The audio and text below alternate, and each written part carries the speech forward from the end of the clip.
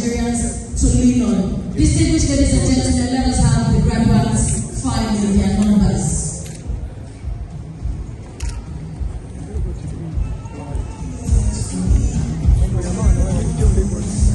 Please cheer them up. Once you cite your children, please cheer them up. Clap for them. It is not easy. It must strike one. You're watching GboahTv. Kindly subscribe to our YouTube channel for more videos. Click on the subscribe button down below and the bell beside it. This will notify you once we drop a new video. Thank you.